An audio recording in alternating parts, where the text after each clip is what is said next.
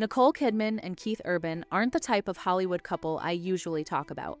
But once the news dropped that they were splitting up in September 2025 after 20 years of marriage, and that Keith was rumored to be spending time with a much younger woman, you already know I had to dive deep into this situation. So let's talk about the current divorce drama, because things are really getting ugly right now. And to understand what exactly happened, we need to go back in time a little bit.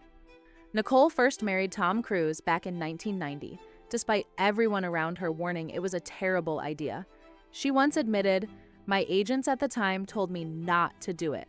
They said marriage would destroy my career, but love had her blind and she wasn't chasing fame.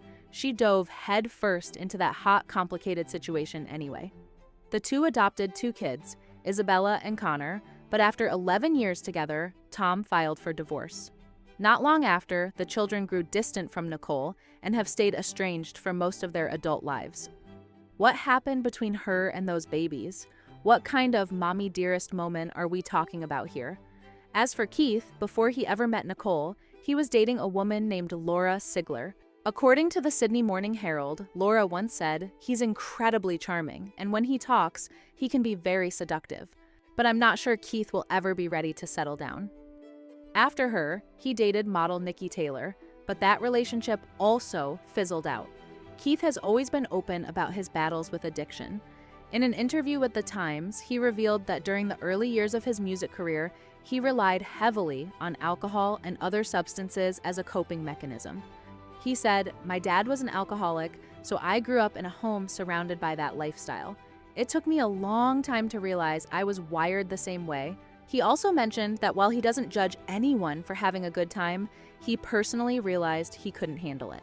"I just figured out I'm allergic to it," he joked. "Someone once asked what happens when I drink, and I said, I break out in handcuffs."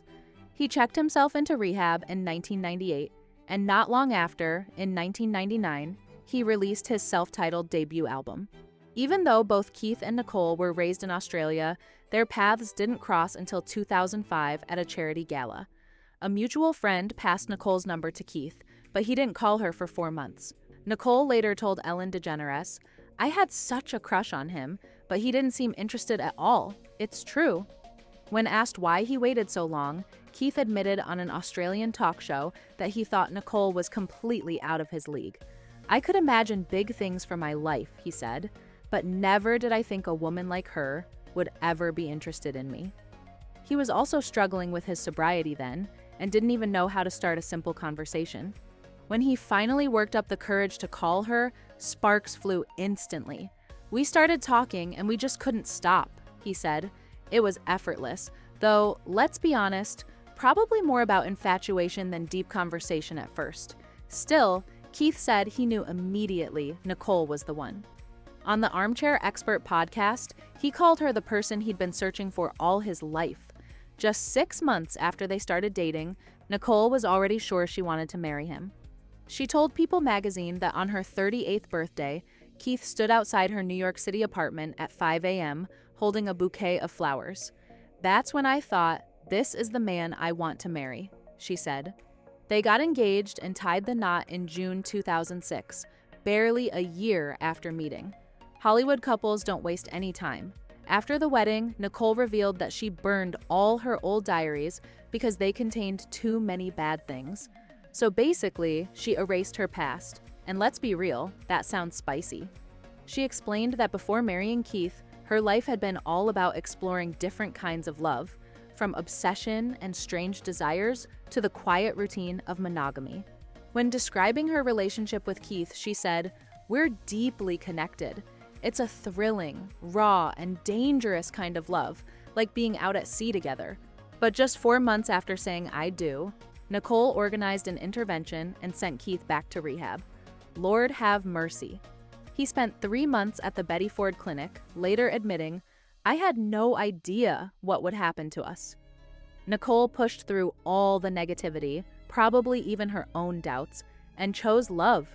By November 2007, they'd settled in Tennessee, buying a farm outside Nashville.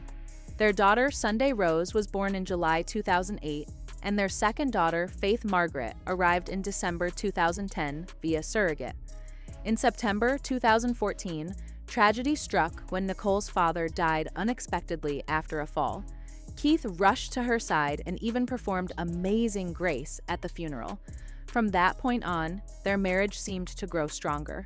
Keith wrote the hit song The Fighter for Nicole, featuring Carrie Underwood, and credited her with helping him stay sober. During a South by Southwest panel, he said, "I was lucky to have a loving wife. Getting sober freed me creatively, but that's not all."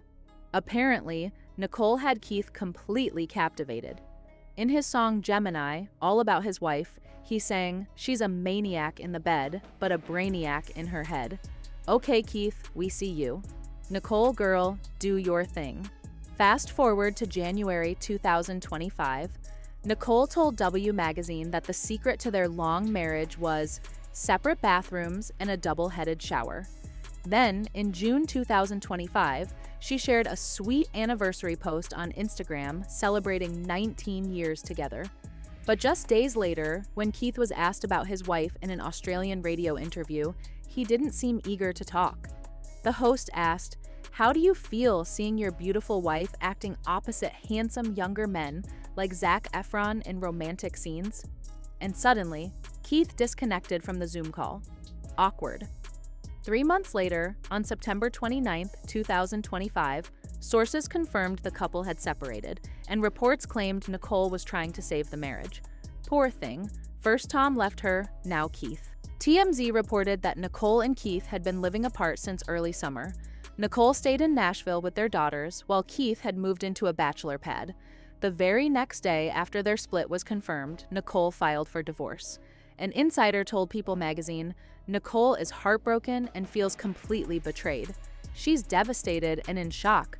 Girl, how are you shocked when you're the one who filed?" Then came the real bombshell on October 2nd, 2025. Social media detectives uncovered a video from September 27th showing Keith performing on stage with 25-year-old country singer Maggie Bow. They were singing The Fighter, the very song he had written for Nicole. But instead of the original lyric, "When they're trying to get to you, baby, I'll be the fighter," Keith changed it to, "When they're trying to get to you, Maggie, I'll be your guitar player." Oh, absolutely not. Somebody needs to snatch that man off the stage immediately. And to make it worse, guess who posted the clip online? Maggie herself. Girl, both of them deserve a good talking to. All signs were pointing to Keith swapping Nicole's seasoned passion for some brand new temptation. Though, to be fair, this hasn't been officially confirmed. According to Star Magazine, the relationship had been falling apart long before the official divorce filing. The couple had been spending less and less time together, which naturally caused a major loss of intimacy. But that's not where the story ends. Hollywood insider Rob Shooter spilled that Keith had been romantically involved with not one, but 2 women outside the marriage. Honestly, this marriage was bound to collapse from the start. Nicole had just escaped that complicated mess with Tom Cruise before getting tangled up with Keith and all his inner demons. She thought she could love the addiction right out of him. Bless her heart. But over time, the caregiver grows tired, the patient gets resentful, and the romance fades into dust. Between his battles with sobriety, his insecurities, and now these rumored affairs, it's no surprise that things ended the way they did. Nicole and Keith were like a ticking time bomb wrapped in a Hallmark movie fantasy. Beautiful from the outside, but destined to explode. When did Nicole realize she should have left? From day one, it was all doomed to unravel. She endured public heartbreak and private struggles, yet she continues to carry herself with grace and quiet strength, the kind most people can only dream of. Love hasn't always treated her kindly, but it's never dimmed her light. So here's to Nicole, for surviving heartbreak not once, but twice, for staying strong when the world watched her fall, and for proving that even when love breaks you down, you can still rise with dignity and fire in your soul. Let's hope that next time she moves a little slower, guards her peace, and finds a love that's safe, steady, and truly deserving of her.